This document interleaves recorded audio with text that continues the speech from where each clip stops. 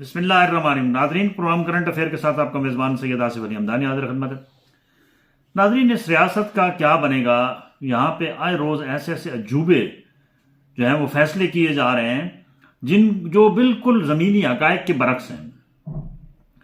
ریاست کا بنیادی جو مقصد ہوتا ہے وہ یہ ہوتا ہے کہ جو بھی اس ریاست کے اندر بسنے والے افراد ہیں ان کی جان و مال کا تحفظ، بنیادی تعلیم، صحت اور روزگار۔ پاکستان میں بے روزگاری کا جو سیلاب ہے وہ اتنا کروڑوں میں پہنچ چکا ہے، اور اس سال یعنی آخری آپ کے پچھلے 3-4 ماہ کے اندر 17 لاکھ لوگ نوجوان جو ہیں وہ یہ ملک چھوڑ کے بیرون ملک منتقل ہو چکے ہیں۔ یہ لوگ کیوں جا رہے ہیں؟ یہ اس لیے نوجوان جا رہے ہیں کہ ان نوجوانوں کے ہاتھوں میں ڈگریاں ہیں، ان کے پاس ڈپلومے ہیں، ان کے پاس جو ہے وہ ہنر ہیں، لیکن یہاں ان کو ریاست جو ہے وہ روزگار دینے میں ناکام رہی ہے۔ ابھی یہ سیلاب تھمنے کا نام نہیں لے رہا ہے، تو وفاقی دارالحکومت میں ایک نیا بچت کا طریقہ ڈھونڈا گیا ہے۔ وہ یہ ڈھونڈا گیا ہے کہ جن افراد کی وفاقی دارالحکومت کی مختلف وزارتوں کے اندر اور مختلف اداروں کے اندر، سرکاری اداروں کے اندر، جن کی عمریں 50 سال ہو گئی ہیں یا جو کنٹریکٹ بیس پہ ہیں، ان کو نوکری سے فارغ کیا جا رہا ہے، اور ان کی تعداد 1.5 لاکھ ہے۔ یہ جون تک ان تمام لوگوں کو اپنے اپنے جو ان کے روزگار ہیں اس سے فارغ کر کے بے روزگار کر دیا جائے گا۔ دوسری جانب یہ عالم ہے عیاشی کا اور بدماشی کا کہ ان کے جو وزیر اعظم ہاؤس کے جو اخراجات ہیں اس میں 2 گنا اضافہ کر دیا گیا۔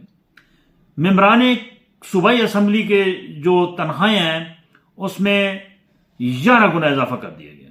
پہلے تنخواہ 75,000 تھی، اب ممبر صوبائی اسمبلی کی جو تنخواہ ہے وہ 7.5 لاکھ روپے کر دی گئی۔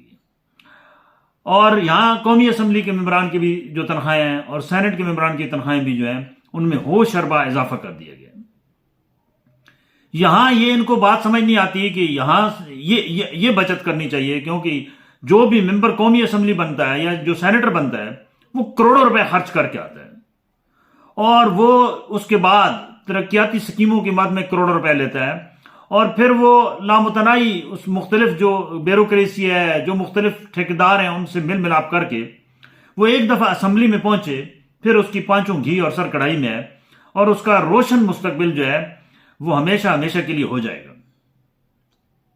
اس کو جب وہ وہاں سے نکلتا ہے قومی اسمبلی کا، وہ چاہے سیشن پورا کرے یا صوبائی اسمبلی کا یا سینٹ کا، 5 سال یا 4 سال، اس کے بعد اس کے پاس انبار ہوتے ہیں اس کے جو دولت ہے اور اس کی پراپرٹی کے۔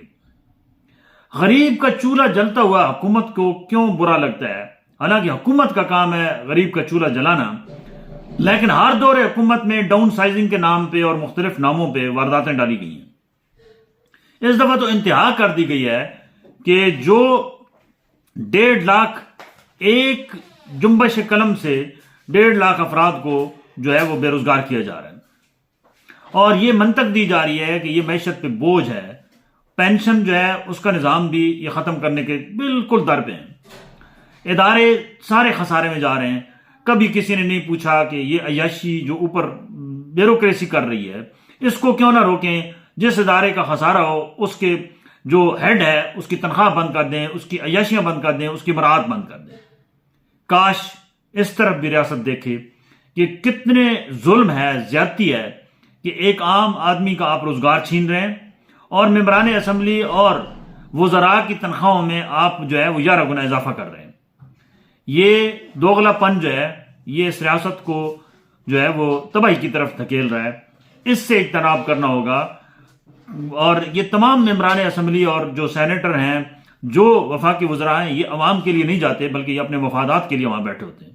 عوامی مفاد کی کوئی بات نہیں کرتا، یہ سارے اپنے اپنے مفادات کی گیم ہے، اور یہ اپنے مفادات اٹھا کے چلتے بنتے ہیں۔ بہت شکریہ۔